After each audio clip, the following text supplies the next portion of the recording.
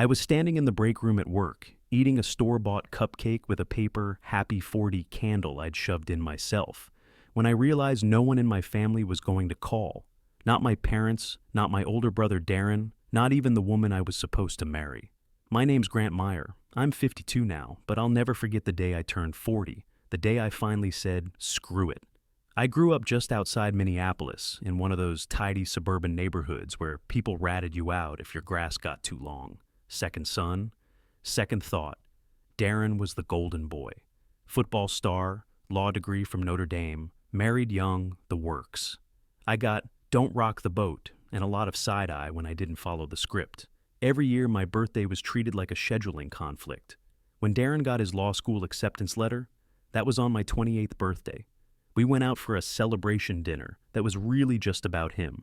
I sat there while my parents toasted his future and forgot to even mention mine. Quick note, before listening, share which city or country you're watching from. Anyway, I kept the peace, smiled through it, laughed when my birthday accidentally landed the same weekend as one of Darren's promotions, or his wife's baby shower, or their anniversary trip. After all, I wasn't a kid anymore, couldn't act like it hurt. But the truth is, it did. It always did. That cabin didn't come out of nowhere. That pressure to do something just for me had been building since I was a kid. My old man, Ronald, ran his life like a damn spreadsheet. Worked his way up from CPA to CFO at a manufacturing company in downtown Minneapolis. Starched shirts, tight lips, everything precise. His briefcase probably had its own social security number. And Darren, he was the golden line item, firstborn, the prototype. Dad took him golfing every Saturday like it was religion. Courtside Timberwolves seats when Garnett was still playing. Weekend trips for college visits starting his sophomore year. The summer Darren got accepted to Columbia Law, Dad flew him out to New York just to walk the campus. Me? I got to mow the lawn. If I came home with a B+, Dad asked what dragged it down. If Darren got an A, we ordered pizza to celebrate. My mom wasn't any better. She had Darren's baby picture framed and matted like it belonged in a museum. One time, I caught her holding it and smiling like she was remembering a movie she'd starred in. When I asked where my photos were, she said, "Oh, honey, you always ran from the camera." Bull. She just didn't care enough to chase me. At my high school graduation, I stood in my gown while Darren told Dad about some summer clerkship offer he got through a friend of a friend. After the ceremony, they went out to dinner, just the two of them. I rode home with Mom, who said, "Let them celebrate. Darren's worked so hard." So I hadn't? That kind of stuff eats at you in layers. You don't even notice at first. You just get quieter. Start sitting at the edge of the room instead of the center. Start saying it's fine when it's clearly not. By 25, I'd stopped expecting anything. I sent birthday texts, showed up to Thanksgiving, bought Christmas gifts, didn't get much back. One time, I asked Dad if he wanted to grab lunch, just me and him. He looked surprised and said, "Why? Something wrong?" That was the last time I asked. I worked my ass off in my 20s, got my real estate license, worked construction part-time, learned investment strategy from books and podcasts, and whatever I could afford, built something from scratch. Nobody ever asked how it was going. But Darren got a bonus once and it was, "Let's fly to Napa to celebrate." And the craziest part? I kept waiting for it to change. Like maybe one year they'd forget Darren's anniversary or miss his call and remember mine instead. Never happened. Every time I reached for that connection, it slipped through like steam. So when I bought that cabin, I didn't ask for their blessing. Hell, they'd never given it anyway. I figured I owed myself at least one win that didn't come with their permission. Then came the final kick in the teeth. Darren got promoted to senior partner. It was a month before my 40th. Soon as the announcement hit, the group texts started blowing up. Mom said she was over the moon. Dad called it the culmination of decades of dedication. They picked Lake Geneva for the party. Fancy lodge, open bar, catered dinner. I was standing in their kitchen one afternoon, dropping off some paperwork for Dad's taxes, which I did every year for free, by the way. And I casually said, "My birthday's the week after." Mom didn't even look up from her laptop, just said, "We'll squeeze something in after Darren's party."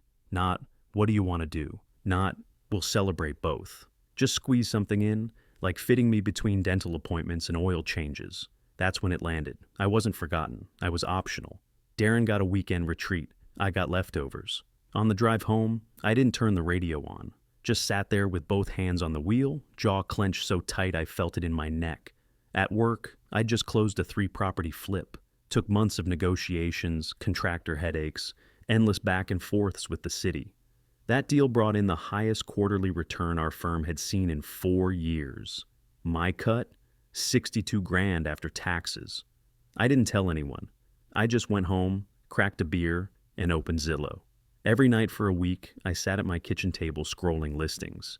Cabins on lakes, fixer-uppers in the woods, anything north of Duluth with decent bones and a place to breathe.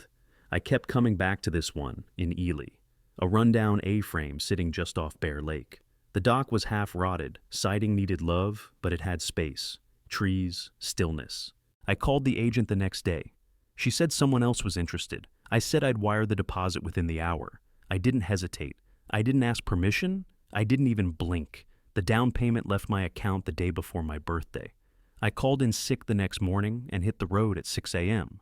Coffee in the cup holder, dozer in the passenger seat, and a quiet kind of fire in my chest that I hadn't felt in years. By noon, I had the keys. By 2, I was hauling the busted pressure washer out of the shed and untangling the hose. It was barely above 50 degrees and overcast, but I didn't care. I was out there in old jeans and a hoodie, blasting moss off the deck, while Dozer sniffed the shoreline like we already lived there. No cake, no fake family dinner, just me, a cold beer, and the sound of water hitting wood. And the thing is, I didn't feel angry, not like before. I felt clear. I walked out to the edge of the dock, sat down with my boots dangling over the water, and watched the lake ripple like it had nowhere to be. My phone buzzed once. A happy birthday from a buddy I used to coach baseball with. That was it. No family calls, not even a "how's your day" from mom. Didn't matter. I had what I needed. For the first time in a long time, I didn't feel like someone's afterthought. I felt like someone building something. For once, that was mine. After I rinsed the last strip of algae off the deck, I sat on the steps with Dozer curled up next to me, my beer resting on the top stair, and the lake dead quiet except for a loon calling somewhere across the water. Sun was starting to drop behind the trees, throwing this soft orange light across the cabin's busted siding. I pulled out my phone and snapped a few pictures. Nothing artsy, just the lake, the old wood of the dock, and Dozer flat on his side, looking like he belonged there more than I ever had in my own house. I opened Facebook and posted 3 photos with one short caption. Sometimes you gotta build your own peace. I clicked post and tossed my phone back inside. Didn't think about it. I wasn't looking for attention. I just wanted to mark the moment. About an hour later, I went in to grab another beer and saw my phone lighting up like it owed someone money. 12 notifications, then 15, then 23. First comment, Darren. Where is this? Next was a message from mom. Whose place is this? Are you with friends? Then a text from dad, just 4 words. Call your mother now. No one, not a single damn one, said happy birthday. Not even a looks nice, hope you're enjoying your day. It wasn't shock, it was confirmation. They didn't care what the day meant. They cared that I hadn't told them something, that I had something that wasn't theirs to monitor.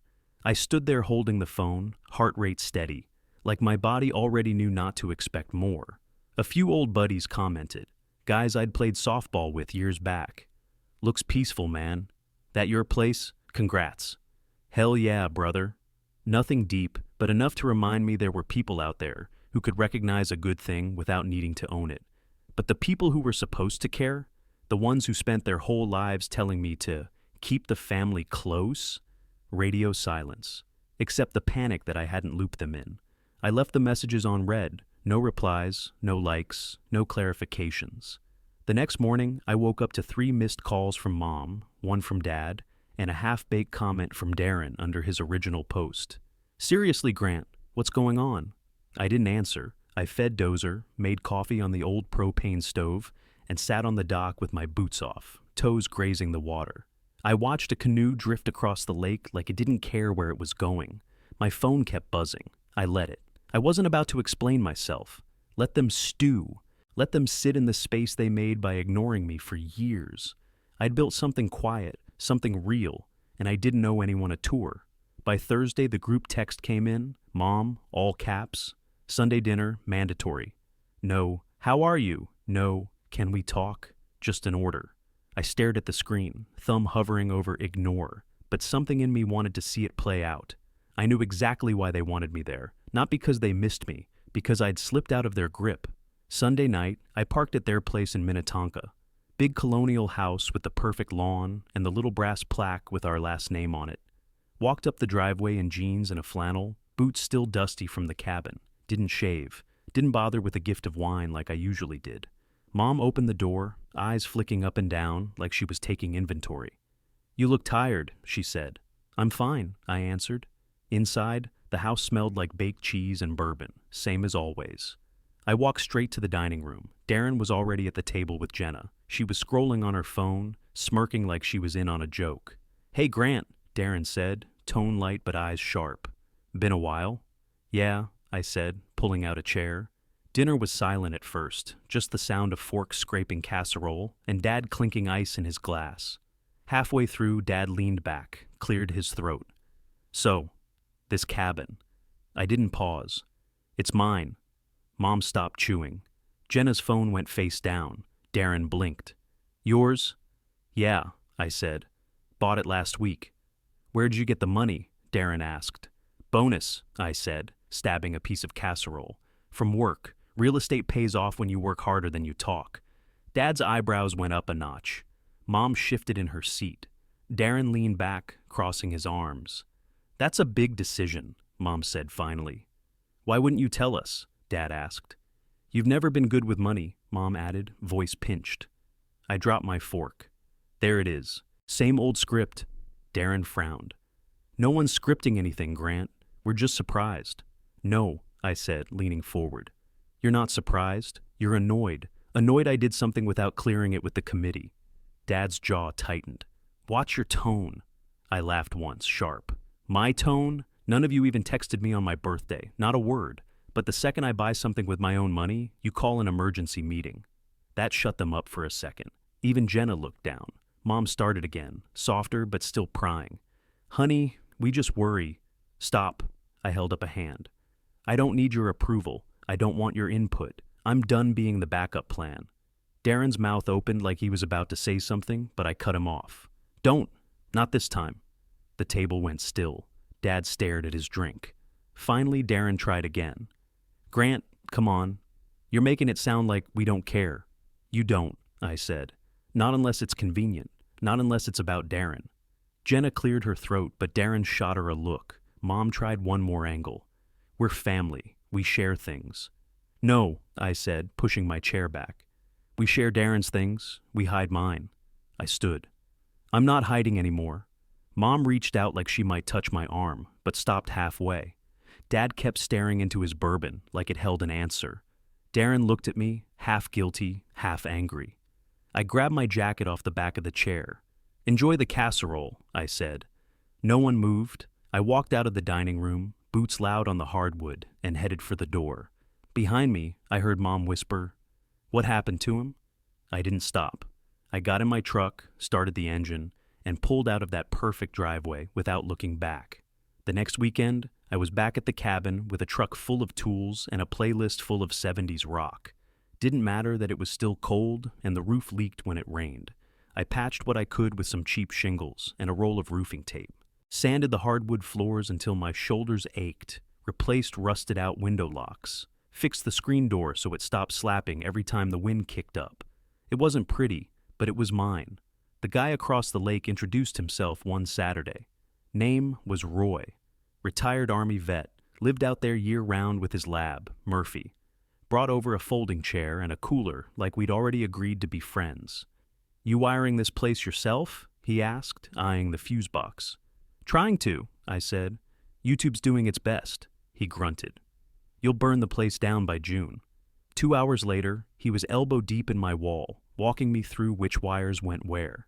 The guy knew his stuff, did electrical in the service back in the 80s. After that, we grilled most Sundays. Burgers, brats, whatever was cheap.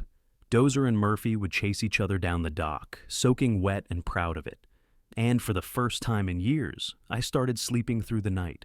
No 3 a.m. panic about deadlines, no replaying old arguments, just the crackle of the fire and the sound of the lake slapping against the dock.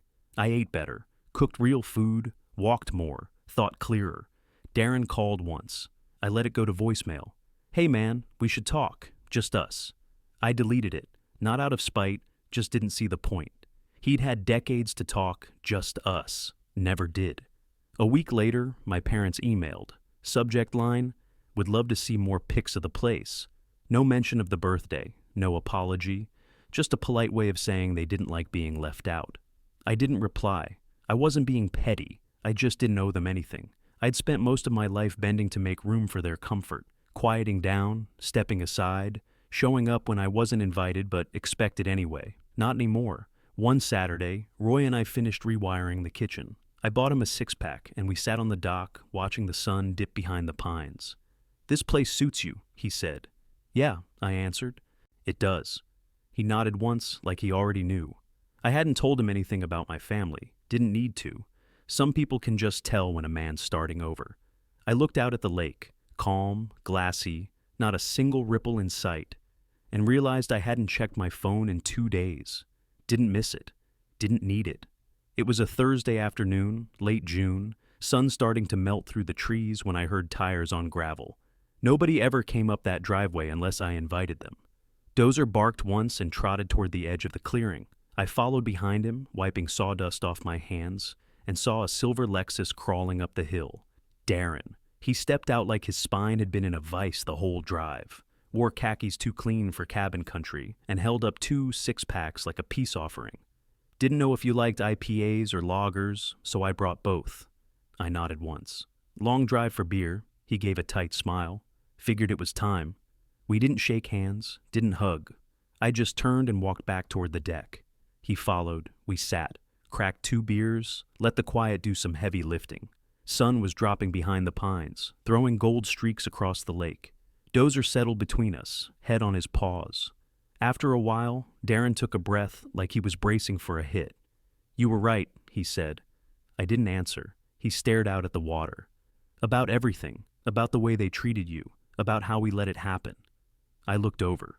He wasn't trying to play it cool. For once, he looked small, human. I always knew it was lopsided, he said. Just didn't want to be the one to say it. Dad had his version of what mattered, and I fit it. I took a sip. Yeah, you did, he nodded. And you didn't. Not because you weren't good enough, just because you didn't fit the mold. And that scared the hell out of them.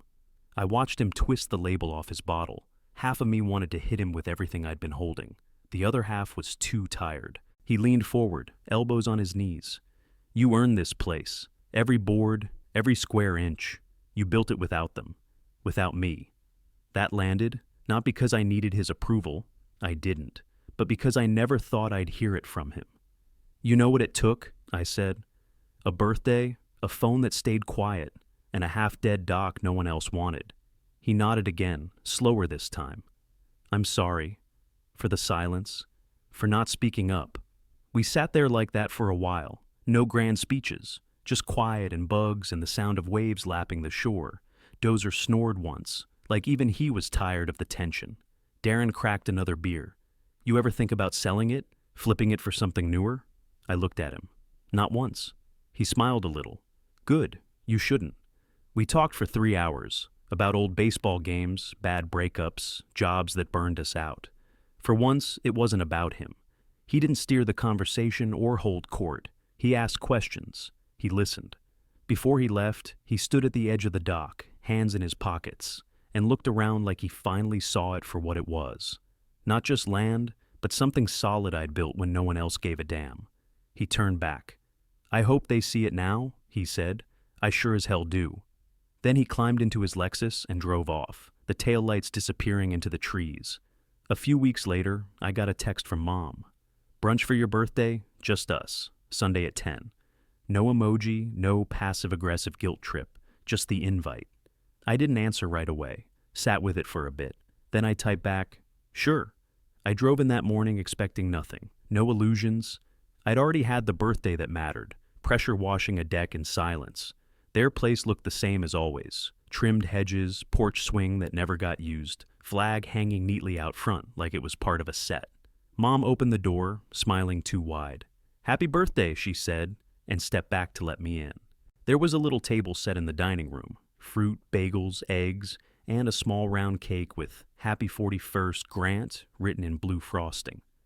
Caught me off guard, not gonna lie. On the table sat a gift bag. Inside was a camping grill. Nothing fancy, but brand new, still in the box. Dad came in from the kitchen, holding 2 mugs, handed me one. Black, right? I nodded. He cleared his throat. We may not say it enough. He looked over at Mom. But we're proud of you. I didn't smile, didn't cry, just said, thanks. Because I meant it, but also because I didn't need it. That was the shift. It wasn't validation anymore, just a note I could take or leave. We sat down, and they asked a few questions about the cabin, the work I'd done. I answered, but I didn't perform. No need to prove anything. They didn't ask why I never replied to their messages, or why I didn't invite them up. Smart move. Darren didn't show, but he'd already said what I needed to hear weeks before. At one point, Mom said, I saw you built a fire pit. Looked nice in the photos. I looked at her. You following me on Facebook now? She smiled, sheepish. Just keeping up. Fair enough. The brunch lasted maybe 90 minutes. No blow-ups, no guilt, no big makeup moment. Just soft conversation and the sound of silverware against plates. As I was getting ready to leave, Dad walked me to the door. Stood there a second like he wanted to say more, but didn't. That was fine, too. He clapped me on the shoulder. Take care of yourself. I am, I said. And I meant it more than I ever had before. 12 years later, I still sit on that same dock, cold beer in hand, Dozer curled up at my feet like always. The cabin's got a fresh coat of paint now. Forest green with black trim, new grill off the side deck. The floor's solid, the roof holds in storms, and the chair I'm sitting in, weathered, creaky, fits my back like it was built just for me. I don't wait for phone calls anymore. Don't check if someone remembered my birthday. Don't scroll looking for proof that I matter. I just live. Some weekends I invite friends up, old buddies from work, Roy from across the lake, his daughter when she visits. We cook, play cards, drink cheap beer, shoot the breeze. Other weekends I stay quiet, don't talk to anyone. Just sit out here watching the wind roll across Bear Lake like it's got nothing to prove. Darren shows up sometimes, not often, but enough. Brings firewood, splits it by hand, brings his kid when Jenna lets him. He's different now, less polished, more real. We don't talk about the past. We just work, eat, and sit. That's enough. My folks haven't made the trip, but they send cards now, store-bought, still stiff, still signed, love Mom and Dad. That's also enough. This place, it's not a trophy, not a stage, not some passive-aggressive flex. It's mine, fully, completely, without apology. It's not about proving anyone wrong. It's about proving myself right. If you've ever felt like a second string in your own damn life, let me tell you something. You don't need to earn your family's attention to deserve peace. You don't need permission to feel whole. You can stop asking to be seen. Start building something no one else gets to shape. That's what I did. The best decision I ever made was wiring that down payment without telling a single soul. Not a warning, not a hint. I just drove north and started building. Sometimes the most powerful thing you can say to the world is nothing at all. Just show up different. Make moves in silence. Let your actions be louder than the noise they used to ignore. This dock, this dog, this quiet, that's what peace looks like, in case you were wondering.